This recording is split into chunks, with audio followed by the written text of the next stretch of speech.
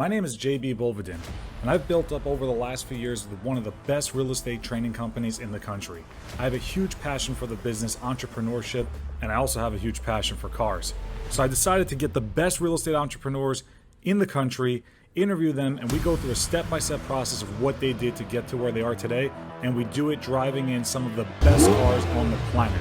This is Hot Rides in Real Estate.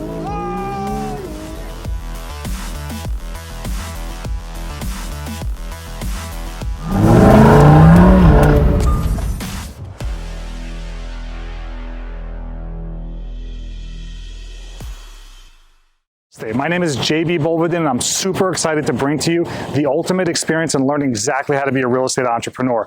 We're going to take exotic cars every single week out and drive down the top entrepreneurs at all different levels in real estate. And they're going to show us exactly how they did what they did and what they needed to do it. And we're going to have some fun trips along the way. Today's guest is the #1 fix and flip real estate investor in all of Long Island. He's done over 400 homes in the last 5 years and is growing a massive empire of rental units and is going to have its own actual private equity fund.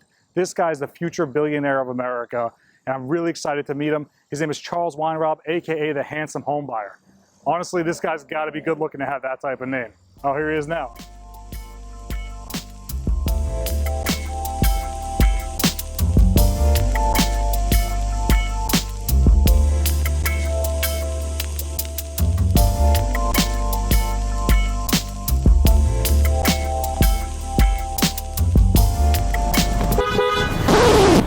Jamie, over here. Handsome. Oh, yeah. Hey, man. Yeah. Couldn't you tell? Yeah, definitely. Bro. Yo, good to see you, man. Good to see you too, How you bro. been? How are things? Amazing. You ready amazing. for this? I'm ready. Dude, you up. ready? Dude, I'm super pumped. What are we driving?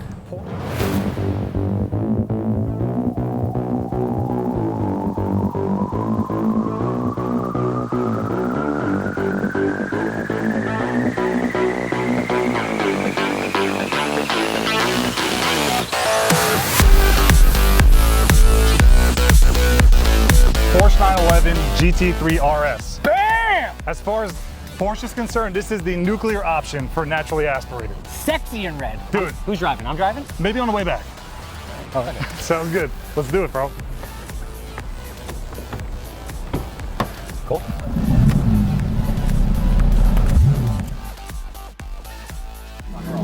Bro, so what do you think of the car? Bro, this thing is crazy. It's a rocket ship. Dude. It is an absolute rocket ship. Like you feel like you're in there ready to go. I'm a little jealous I didn't get to drive. Maybe on the way back, bro. You know what? I don't want that kind of responsibility. You take this one. I'll enjoy from the passenger seat. I trust you though. There's certain people that you drive with where you don't know, they hit the gas and you're like, ah! I trust you. I appreciate that. That means a lot. You're a father-to-be. I know you're not going to do anything that crazy. Thank you. So you wouldn't go with the 18-year-old me? I didn't know the 18-year-old you, but I can't imagine the 18-year-old you being that wild. Wow, good analysis. Yeah? I was crazy for like 1 year, 2 years driving. After that, like I realized I didn't die yet, so I'm not going to push it anymore. Yeah, I had that with a motorcycle. So I have a motorcycle license. I had a motorcycle for like a year. I'm like, this is great. And then I'm like, listen, if I keep doing this, I'm probably going to die. Better off to get rid of this. My mother, God bless her, little Jewish Sicilian woman. I don't know how she lets me get away with this kind of stuff. But, yeah, dude, that's awesome. So I mean, your mom's Jewish and Sicilian? so my mother's 100% Sicilian, and she converted right before I was born. So she didn't convert to marry my father. My father's half Russian, half Polish, Jewish. So I feel like I get the best of both worlds. Yeah, you're everything. Like, it literally is the best of everything. So yeah, we get the, but Jews and Italians are pretty much the same people anyway. They're very We similar. like food, we like family, we're loud, right? Hands are going everywhere. So it's good. Yeah, so I like to think I got the best of both worlds. Had the bar mitzvah. I'm Jewish, so I feel like I'm in the club, in the exclusive club. But it's good. Dude, that's awesome. So I mean, how'd you go from like not knowing anything about real estate to becoming Long Island's #1 fix and flip investor?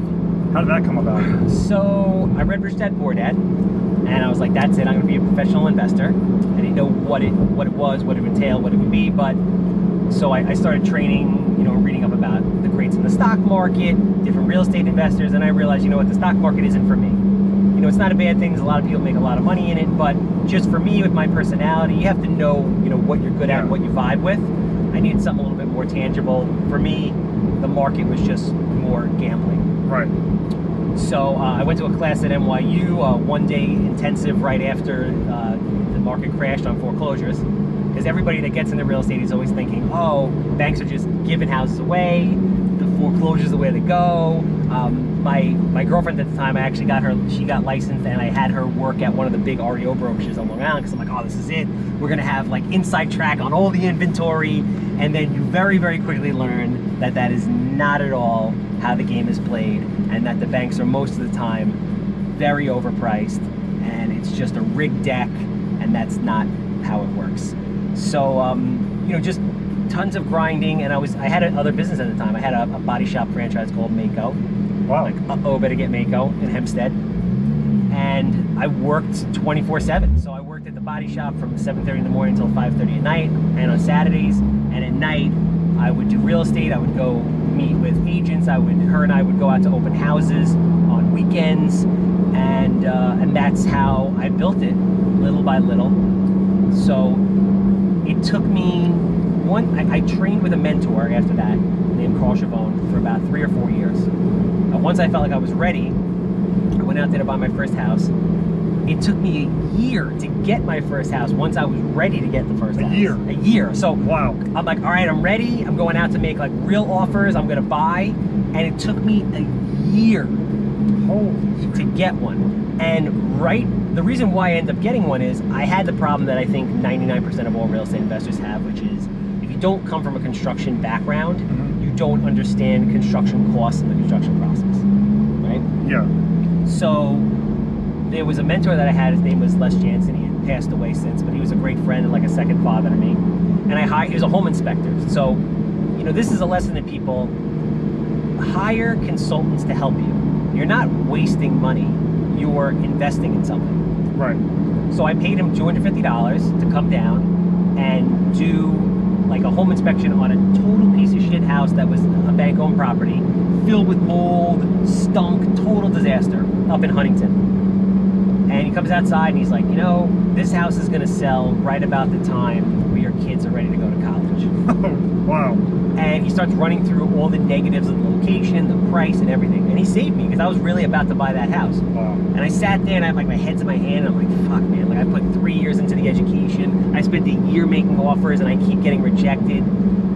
I said, Les, I don't know what it costs to fix a house. And he looks at me and goes, that's it? I'm like, yeah. He goes, oh, that's easy.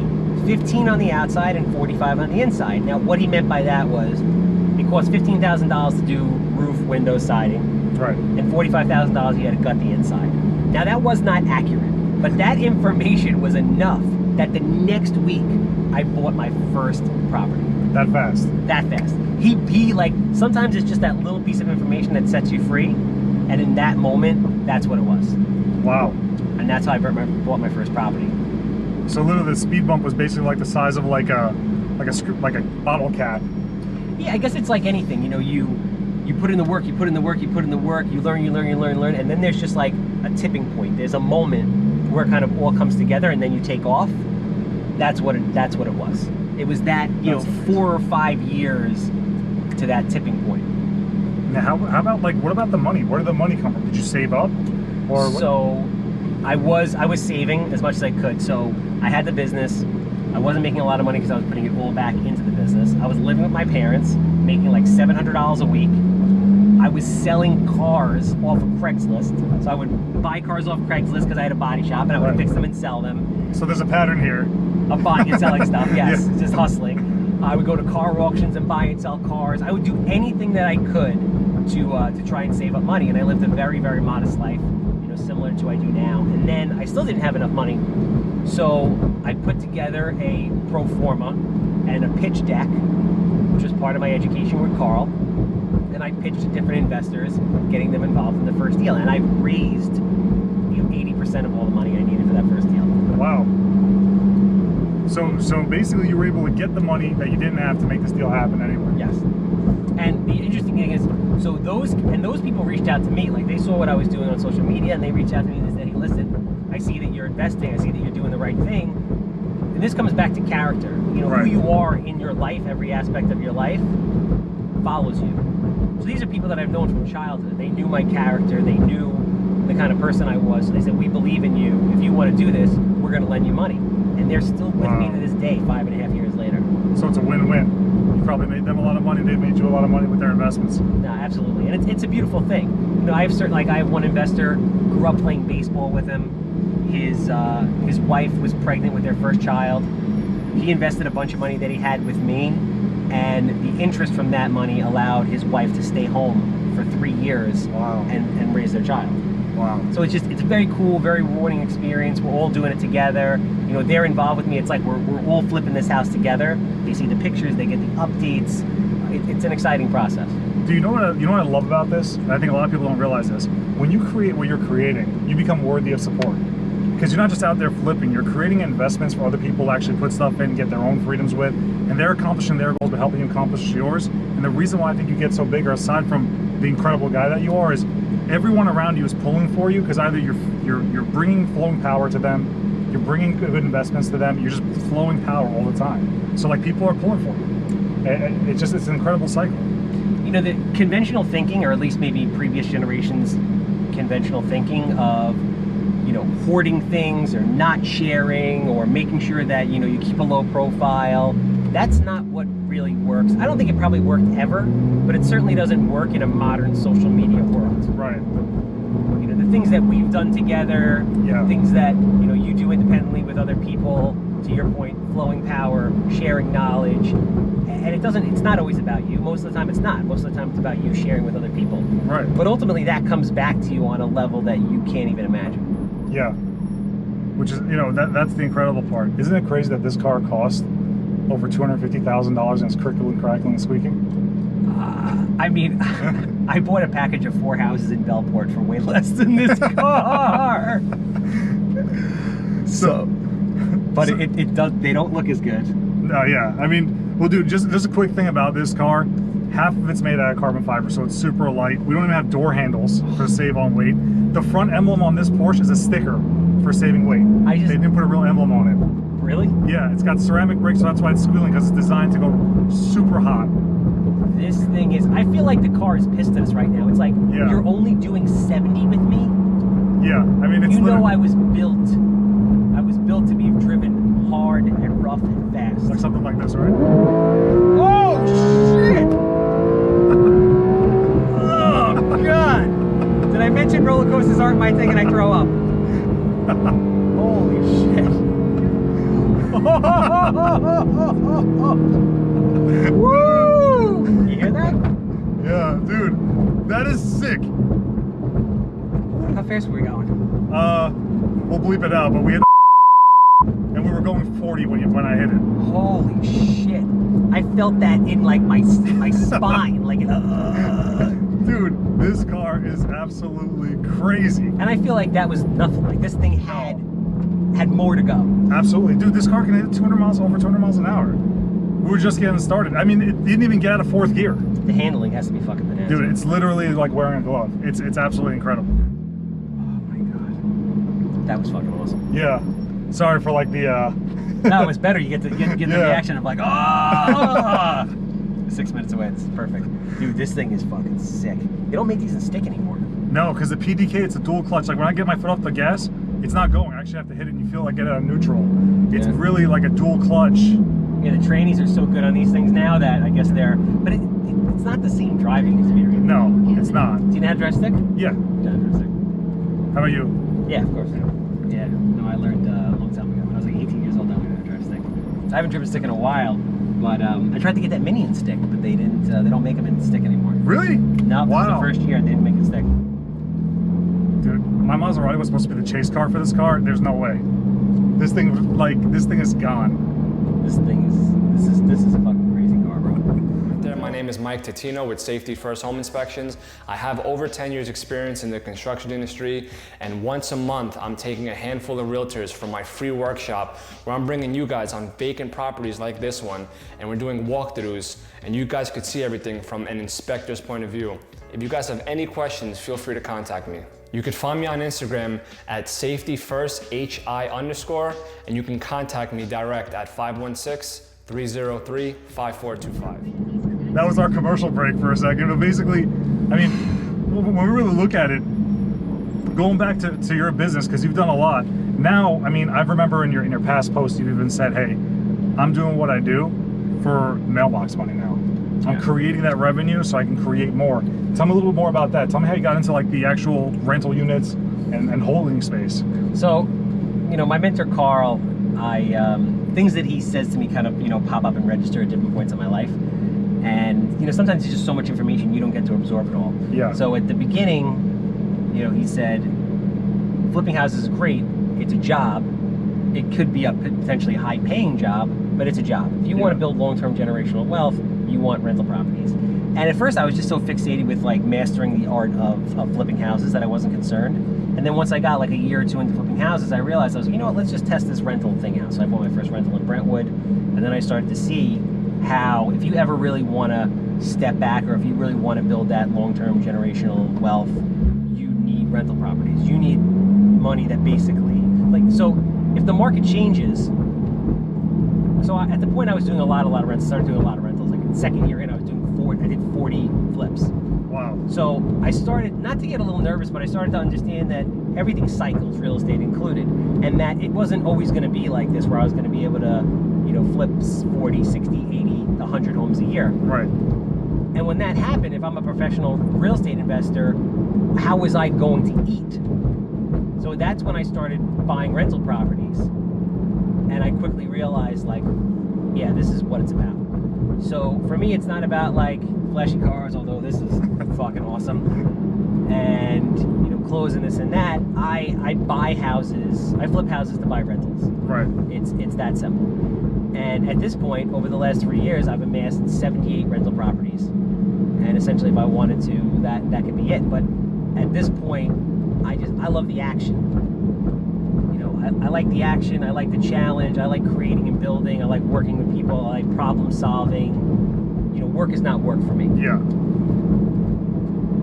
Wow. I mean, so basically it's, even though you do this for work, you do this for fun. No, this is fun. Like, people are like, oh, you work too much. I'm like, dude, work is fun. Right. This is work right now. We're working, yeah. I'm cruising around with a great friend of mine, brilliant guy, creative. We're whipping around in like a $250,000 car on a Tuesday to go check out a property that me and the boys are flipping. It doesn't get any better. It really doesn't. No. It's absolutely awesome. And the thing is, people don't realize, like, I always looked at it as not really going for it is actually harder. In what respect? For example, the not payoff that you get by playing conservative, by not going for your dreams, by not taking the risk. We look at the overall ROI on your life, not just financially, but like, we are working right now. Yes. You know what I mean? Like, this is incredible. And on top of that, we create a life by design. I think that really not working is the thing that actually creates the issue for us. So like, if you don't really go after, we settle for something, right? Let's say you have the Mako shop, you're like, you know what, I'm just gonna bring this thing up to a certain volume and just stop there and, you know, get comfortable. Yep. It would have been a lot harder than what you're doing now. You know what it is? I think it all really comes down to it. People call me up and they're like, Charles, I want to do what you're doing. And that's not really what they're saying. Right. What they're saying is, I want to love what I do. I want to make money. Right. I want to be independent, whatever that is. You know, a lot of people, when they're not successful at the moment in what they do, or when they're struggling at what they do, they look to what other people are doing. Right. You know, and they shouldn't. So the first thing I tell people is, listen, you got to reverse engineer your life. You got to look at your life and say, what kind of life do you want to have? You know, how much do you want to work? How much money is enough money for you? Do you want to have kids? How many kids? How much time do you want to spend with your family? Things like that. And then once you know that, you can reverse engineer your job. You know, if you're the kind of person that wants to have 3 kids and, you know, wants to be at every baseball game and football game and this and that, and you only want to work, you know, 30 hours a week, flipping houses is probably not the ideal job for you. Yeah. It's very dynamic, requires a lot of time. To do that kind of volume is very demanding. So you got to know yourself and what your goals are before you, and then design a strategy around that. So where are we? Where did you navigate us to? We are in Huntington Station. The boys are doing a ranch. It was originally a 2-bedroom, 1-bathroom ranch with a legal man cave in the back. Like I was saying before, the CEO actually says legal 1-bedroom man cave in the back. This is the first time I've ever seen this. It's awesome. But the interesting thing about this project is, I always tell people, if you want to invest, you got to get creative. I am not creative at all in the sense that like I can't draw, and my family is very creative, but I can do stuff like this. I can structure deals. I can, you know, look at a house and see it finished when it's not. So we're turning a 2-bedroom house into a 3-bedroom house by completely reconfiguring the layout and making a small house look big by putting in really big windows, bringing in a lot of light, making sure the ceilings are a little bit higher, and ultimately we're setting it up exactly how this area needs, which is outside entrance, second like apartment downstairs with the man cave in the back and a giant backyard. It's a total disaster now, but they always look shittier before they get better. Yeah. Well, that's part of the process. You gotta have the vision. You want to check it out? Yeah, dude. Let's see it. Let's go. All right, bro. So this is it. This is it.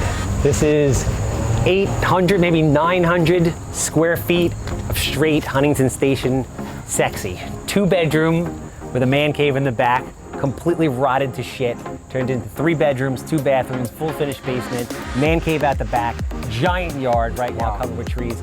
But this is a really good example about how you can take a mess in a small space and make it something that works. Yeah, let's check it out. Yeah, absolutely.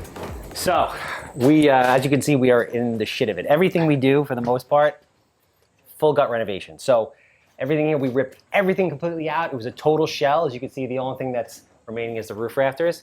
And then I look at it and we plot everything out on paper and I say, okay, what do we have and what can we make?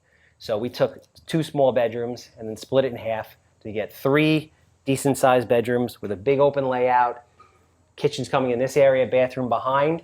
And it's a cool, you know, first time home buyer for the price point house.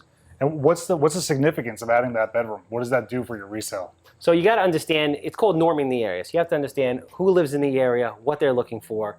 And obviously not the more bedrooms, the better, but 3 bedrooms sell for a lot more than 2 bedrooms. Right. The amount of people in the market looking for that is much bigger. So it makes the process a lot smoother because that's what people are looking for, and it can be done by just restructuring it. Do you need to add bedrooms? Do you need to change anything permit-wise to do that? Yes. So when you do anything, basically when you do anything to a house, period, on Long Island, you need permits. Gotcha. The only thing you don't need permits for is to change a window that's the same size or go over existing roof or do siding. But anything else, you need a permit. Where can they find those permits? Captain Permit. Boom. 516-513-8838. So the captain's working on this. The boys set out a layout. I tell them what I want to do. They put it together, and the team builds it, and it's awesome. Dude, this is awesome. This is great. It is awesome. What does the yard look like? The yard looks like a jungle. But let's go through here. Maybe let's check out, you want to check out the basement first? See what we're doing down at B2B first, right? All right, so we're going down to the basement.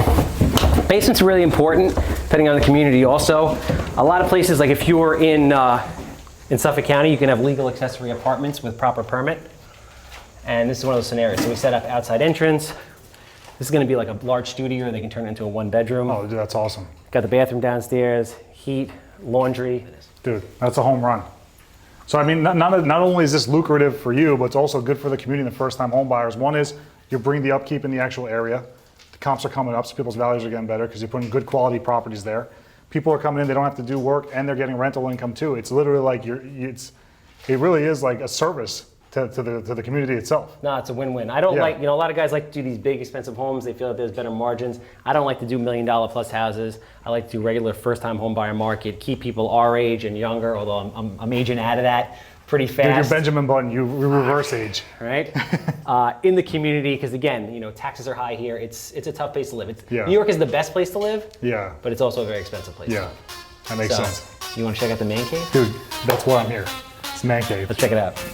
All right. So now, on purchase, are you walking all of these deals, or how are you usually evaluating them? I bought this thing on the computer without even seeing it, actually. Wow. So I've gotten to the point where I've done over 300 plus houses in the last 5 years. Now we're on year 6, so who knows, maybe even 400 plus houses at this point. You lose track. But I pretty much know. I can look online and see. I understand the area. I can do quick comps, so I can buy houses without seeing them. That's the thing. A lot of people come to me because they know, A, we make it fun. We have a good time with the agents, we do videos, everybody gets promoted. B, the properties are awesome. They're fully gut renovated. We don't cut any corners. There's never any problems. There's not lists of riders this long. There's like 3 nonsense thing, like, you know, tighten the hose bib or something, no nonsense. And we have the money to close, and we act fast. So if somebody closes us, they know, you know, I might not pay the most, but I know I'm gonna be fun, good time, fast, and easy. There you go. Right? And that's what we are. So that's what I did. I bought this one on the computer, but this one has a legal man cave on the CO, which I've never seen before. It doesn't really look like a lot now, but you guys will have to come back later on and see the finished product when it's done, but it's awesome. Can they rent out the man cave? That's the thing, yes, they can. So you have the basement, you have the top floor, and then you have like a small studio-esque type of apartment, which is locked. That's all right. We can now? Okay. We can talk about it outside. Yeah. You're gonna edit this out, I assume? Yeah. So you have this small studio-esque type of apartment. So you have about 250 square feet out here. You have 900 square feet up top. You have 900 square feet on the bottom. And for the area, for the demographic, for what the people are looking for the price point, can't beat it. Dude, hands down. This is awesome. This is a great buy. Yeah. It really is. Amazing buy. It's a better value than the Porsche.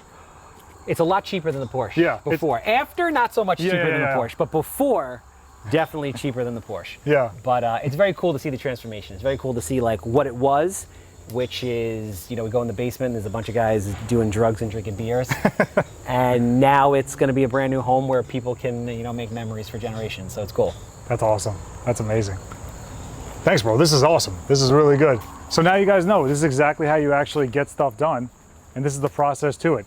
It's not easy, but I can say it's simple, right, Charles? You know, simple but not easy? Or how would you word it? Anything is possible. Any of this stuff can be done. There's nothing uniquely different or special about me. The difference is you have to understand it's a process. It takes time and it takes a lot of work, and you can't be discouraged through the process. You have to know that there's going to be setbacks, there's going to be failures, but through those failures are great successes. So stick to it. If you love it, you put your heart into it, you can have whatever you want.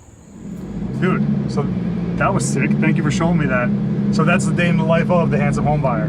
That is the day in the life. It is nothing but the filthiest, craziest, hoarder-filled cat pee, animal feces, just nasty houses.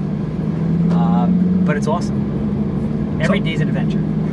So I remember a time you told me about, I mean, I don't even know if it's okay for me to say it on camera, but you told me that you gave your girlfriend's dog fleas once. Yes. That was one of the funniest stories I ever heard. How did that happen? So I went into a house that was filled with raccoon shit, and obviously there was raccoons there.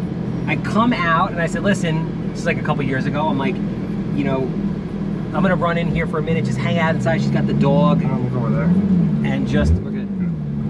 And I'm gonna run in and run out. So I come back out, and I'm in the car and we're talking, and I look down, and I see like, just a shit ton of fleas just like running up my leg. Oh shit. I pull over on the side of the parkway, I'm like, I have fleas, and she's like a germaphobe to begin with. She likes stuff really clean. So I'm out on the side of the Sun State Parkway in the middle of the day, there's cars whizzing by, I'm stripping fucking naked on the side of the parkway. People are honking at me and stuff. I get back in the car in my boxers, leave all my clothes there, and then we get home and I go back out again and I get a text message like an hour later. The dog has fleas! I had to shave the dog, dip the dog, and all this kind of shit. It's probably pretty much the only time in history that a human being has given a dog fleas. Which he's like, it's the cleanest dog in the world. It pees on a wee-wee pad. Its feet doesn't touch the ground, and now it has fleas. Because I tried to play it off like it wasn't. It wasn't me. The dog could have been in the backyard. Could have got fleas anywhere. No. Oh my god. Gave the dog fleas. Dude, that's crazy. Dude, so that's literally, so you're breaking world history, not just in actual sales, but also even in spreading fleas to animals. Yes, pretty much. Pretty much. So what's the craziest, let's have a horror story moment. What is the craziest house you've ever been in? You know what, yeah, I recently did a vlog episode about this. So the craziest house that I was ever in was a house in Plainview. And the guy calls me up and he's like, listen, we're bringing you into this house, my mother lives there. It's the worst house you've ever seen in your life. And I'm like, sir, listen, with all due respect, you're talking to the handsome home buyer here. All I do is trudge through cat pee and fucking garbage every day. There's nothing you're gonna show me, sir, that I haven't seen before. So I get to the house, and when I get there, The lawn is, so it's plain view, so it's really nice. Yeah. You got this one house in the middle of the block. The lawn is covered in car parts, like covered in car parts. Wow. And wet bread. Wet bread? Wet bread. The house is like falling down, covered in car parts, front and back lawn, wet bread everywhere. I'm like, what's up with the bread and the car parts? Oh, I work on my cars here. I'm like, what? So you need to basically decorate the lawn with car parts? He's like, my mother really likes birds. So she throws bread everywhere, hoping that the birds come to the middle of Plainview. Oh my God. So he's like, listen, again, I gotta let you know, this is the worst house you'll ever see in your life. I walk in the house. Bro, the stench of shit, like the methane stench in this house was so bad that if somebody lit a match, would have blown up half the block. I run out of the house, gagging, literally gagging, eyes burning on the lawn. Oh. I'm like, what the fuck? And as I'm running, because I kept going in that house to see it, I'm like, oh, it's so bad. And he's in the house and his mother's Italian, she only speaks Italian, and she's saying in Italian, look at the beautiful window. The house is a total mess, and they changed one window, so she's pointing out to me this one window that they replaced and how nice it is. Oh God. I go into the basement. Apparently they had a sewer backup, so they took the cap off the sewer main, and every time they flushed the toilet, all the waste would flow onto the basement floor and flow in front of the basement steps. So as I'm coming down the steps, you just see like human waste floating past the basement steps. And then I go upstairs, and he had a sister that was upstairs, and I opened the door, and she's sitting in a chair catatonic with like a Virginia Slims 1000. Half of it is ash. She's not moving. I thought she was dead in the chair. Needless to say, that was the worst house I've ever been in. Oh my, and you bought it? I ended up not getting it. I was for all that. After all that, we had a deal, and the mother wouldn't leave, and it ended up getting taken by a tax auction. Wow. But yeah, that was the worst house I've ever been in. Oh my God. Yeah. That's, I mean, you gotta be able to stomach this. So basically, you're like a combination. It's almost like you're a crime scene unit investigator. Like, that's how some of these properties are as you walk up to them. Bro, it's a mess. I just did one recently with Dan O'Neill where the bathtub was completely filled with human shit. It's just, it never, and like, you can never be surprised at what you're gonna walk into when you go into these places. But, I mean, listen, the beautiful thing about Long Island is that it presents a lot of opportunity because it's built out, and they're not building new developments like they are in Florida, North Carolina. You have a limited supply, and people want to live here. So you have older houses, and older houses need to be renovated. 100%. So, you know, if you want, that's the cool thing about being in the investment space, or being in the real estate space, whether you're a realtor, an investor, buy and hold, fix and flip, whatever. It can be as big or as little as you want it to be. Yeah. It could be 2 houses a year, it could be 200 houses a year. So you literally, you can live it by design. Build an empire, build supplemental income, whatever you want to do with it. Exactly. You know, real estate can be the best side hustle there is. You could be a realtor, sell 4 or 5 houses a year, take your family on vacation, put your kid through college, whatever it is, extra money. Or you can be Brian Karp and do 200 plus houses a year. That guy's a beast too. We gotta get him on the show. Without a doubt. I don't know if he'll fit in here. No, I gotta get like a G-Wagon that day or something. Yeah, something big. these cars, I think anybody who exceeds 5'10", how tall are you? 6'1". Yeah, I'm surprised. Yeah, it's tight. It's tight. I was gonna say, usually 5'10" is the cutoff. You gotta remember, Germans are like big people. So German sports cars tend to be bigger. Yeah. Italian sports cars are very tight because Italians are not as big as Germans. It's true, yes. I can see that. But yeah, no, definitely. So what's the future of Hanson Homebuyer? What are we looking at? 5 years from now, 10 years from now? What does this look like? So obviously earlier on this year, I graduated from NYU. With Congratulations, by the way. Thank you, sir. My master's in real estate development. Gained 15 pounds doing it, but already lost 10. So I'm happy about that. That was a stressful time. But now, you know, just blowing up the fix and flip business, bringing in a ton of deals.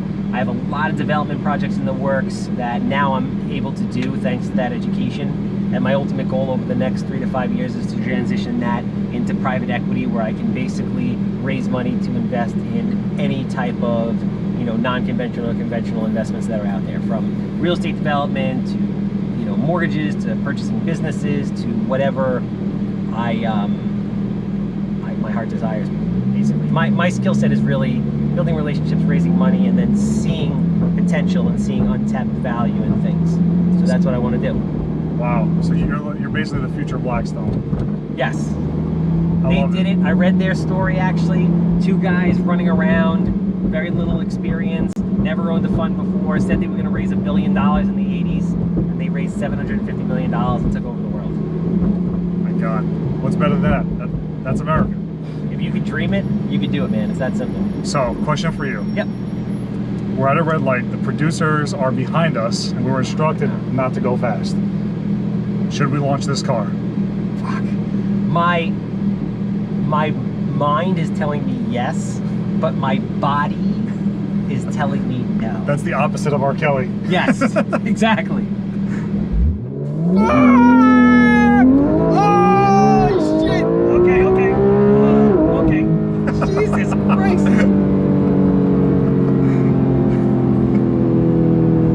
Dude, this thing is absolutely incredible. That's the intro. Huh? That's the intro. Yeah. I wasn't faking that either. Holy shit. Dude, this thing is fucking fast. Holy shit. You know what would be awesome if we got pulled over right now? Yeah, that would be good right for television. JR's freaking out because his credit card's on file. Really? Yeah. I respect him. I would never, if I ever did anything, obviously I'd pay for it. But, but I could just see him. He's probably got the same face as you, not even in the car. Like, holy shit, dude. I couldn't even look. I was like, oh, that was crazy. My buddy Justin Ashley races drag cars. He's a professional drag racer, Top Fuel. So he does like the quarter mile in 3.5 seconds. I can't even fucking imagine what that feels like. Oh my, that's violent. That's literally like getting into a car accident. Like, that a quarter mile in 3.5 seconds is... Like this is probably a 11 second, 10 second quarter mile car. Probably 11 seconds. Yeah, about 10.6 seconds, I think. Is it? Yeah. I mean... He does it in less than half. Yes. Wow. I can't even imagine what that feels like. Oh my God. Dude, well, we got to give a big thank you to Cloud9 Exotics for supplying us this GT3 RS. Holy shit. Cloud9 is the premier exotic car experience place. You have to try them out, whether you want to rent a car for 4 hours, take it for the day, or take it on the track. They offer it all, and they're right here in Long Island, in Farmingdale, right up the block from our office. Thank you so much, Cloud9. We look forward to doing a lot more things with you. You guys are great. They also have a very cool space if you want to do events. I've been to a bunch of networking events there. They got a really cool space. They got the cars everywhere. It's a really cool place to host your networking event if you want a unique kind of experience like that. Yeah. Wow. I mean, it's a toy store. It's really a toy store. Holy shit. Bro, I'm still a little... I'm sorry. Holy shit. Dude, we picked an incredible car and an incredible guy. Oh, incredible day, man. I appreciate you. Thank you for having me. Dude, thank you. Thank you for scaring the shit out of me. Thank you for coming checking out our most recent project at Huntington Station. It was a good time. It's always a good time. You always inspire me to take it to the next level. So, next time I drive. Yeah, absolutely. You can scare the shit out of me. Something tells me you don't scare that easy.